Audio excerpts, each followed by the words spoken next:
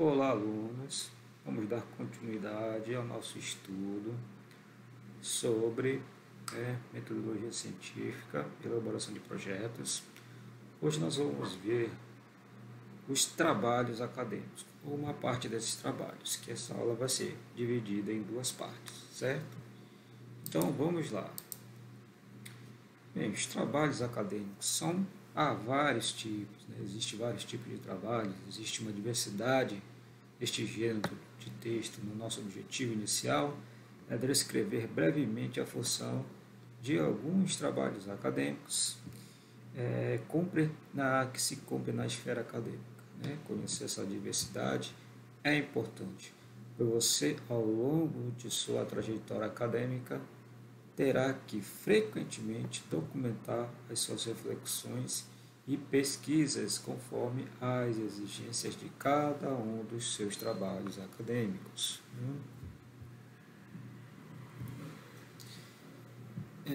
Primeiro trabalho, o trabalho de síntese. Né? Então, o que significa? Sintetizar as argumentações. Né?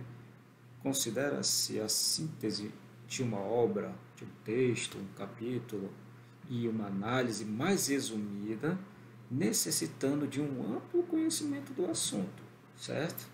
Então, este termo, além do significado comum de unificação, organização e composição, tem os seguintes significados específicos.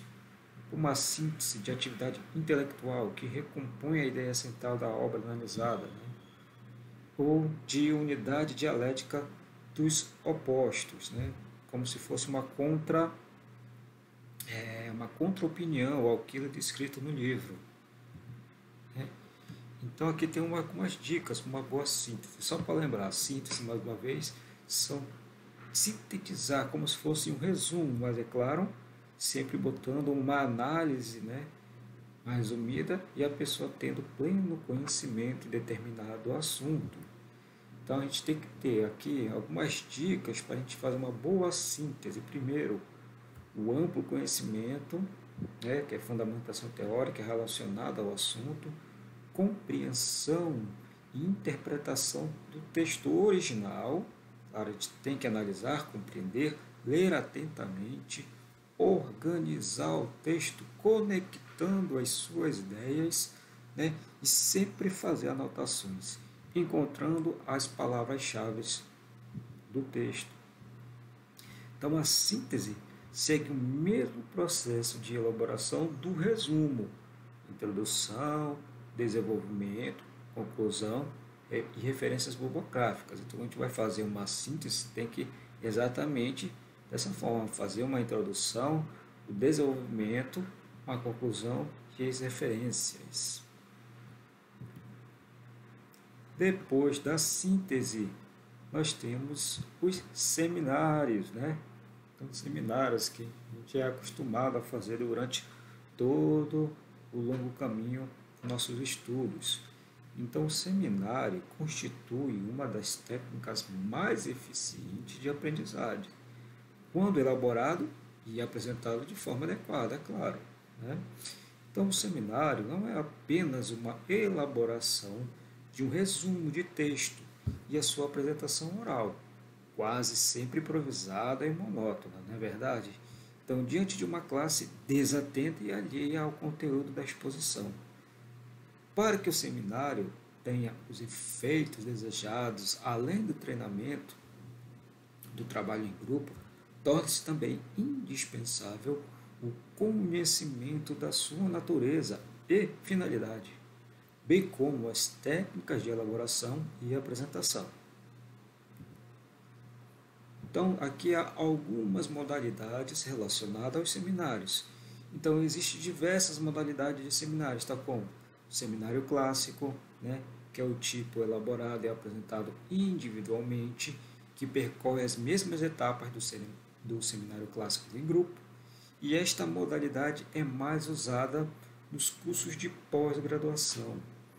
Nós temos o seminário clássico em grupo, que nesta forma escolhido o tema, o grupo se reúne, escolhe o coordenador, o secretário, o relator e passa a executar o plano do seminário, Esse tipo de seminário é mais utilizado também nos cursos de graduação. Em relação ao seminário, de grupo, formam-se tantos grupos, né, é,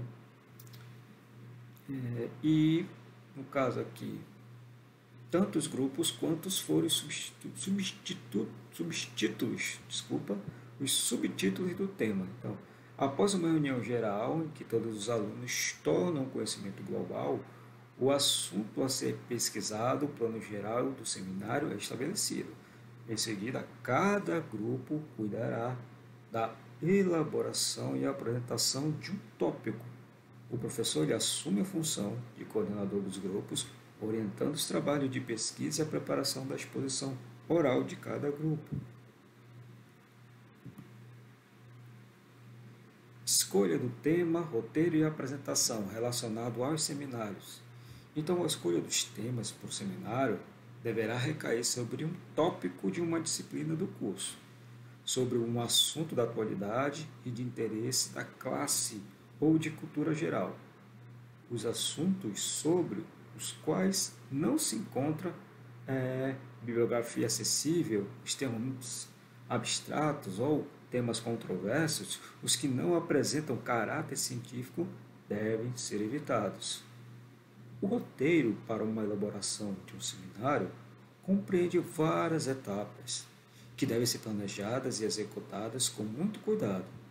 Desta forma, é indispensável várias reuniões para que cada membro do grupo participe da definição do plano geral e assuma a responsabilidade de parte que lhe cabe na consecução deste plano.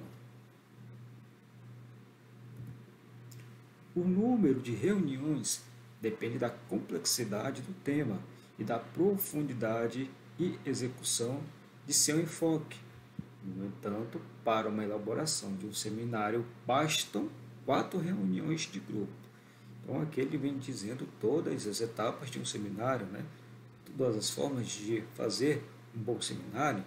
Então, a apresentação escrita de um seminário segue as normas gerais de apresentação de trabalhos acadêmicos. Quanto à apresentação oral, compreende os seguintes critérios: requisitos referentes ao conteúdo, a parte expositiva e técnica para a elaboração das ilustrações. Resenha. Resenha é a recenseão de livros ou análise bibliográfica. É uma síntese ou um comentário dos livros publicados feito em revistas especializadas das várias áreas da ciência, das artes e da filosofia. As resenhas permitem operar uma triagem na bibliografia a ser selecionada quando da leitura de documentação para a elaboração de um trabalho científico. Igualmente, são fundamentais para a atualização bibliográfica do estudioso e deveriam, numa vida científica organizada, passar para um arquivo de documentação bibliográfica ou geral da área de especialização do estudante. Uma resenha pode ser puramente informativa, quando apenas expõe o conteúdo do texto. A resenha é crítica, quando se manifesta sobre o valor e o alcance do texto analisado, e crítico-informativa, quando expõe o conteúdo e tece comentários sobre o texto analisado. A resenha estrutura-se em várias partes lógico-redacionais. Abre-se com um cabeçalho, no qual são transcritos os dados bibliográficos completos da publicação resenhada, uma pequena informação sobre o autor do texto, dispensável se o autor for muito conhecido, uma exposição sintética do conteúdo do texto, que deve ser objetiva e conter os pontos principais e mais significativos da obra analisada, acompanhando os capítulos parte por parte.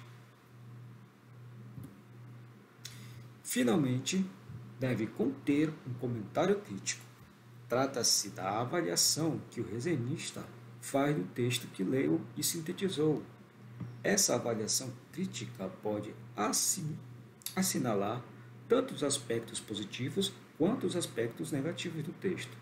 Assim, pode-se destacar a contribuição que o texto traz para determinados setores da cultura, sua qualidade científica, literária ou filosófica, sua originalidade e etc.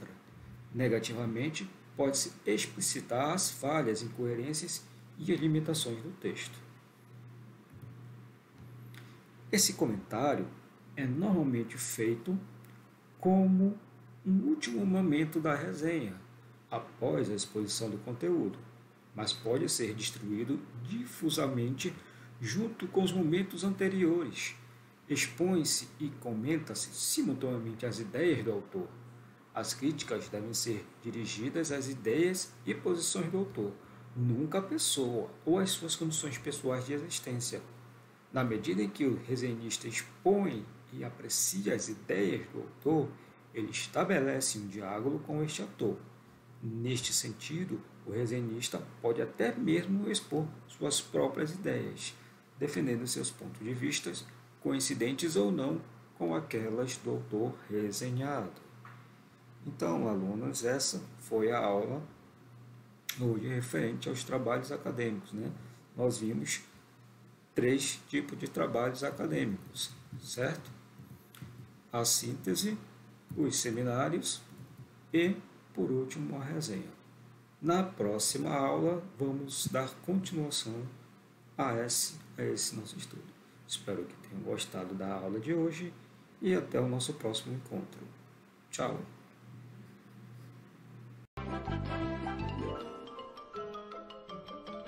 Isso é tudo, pessoal.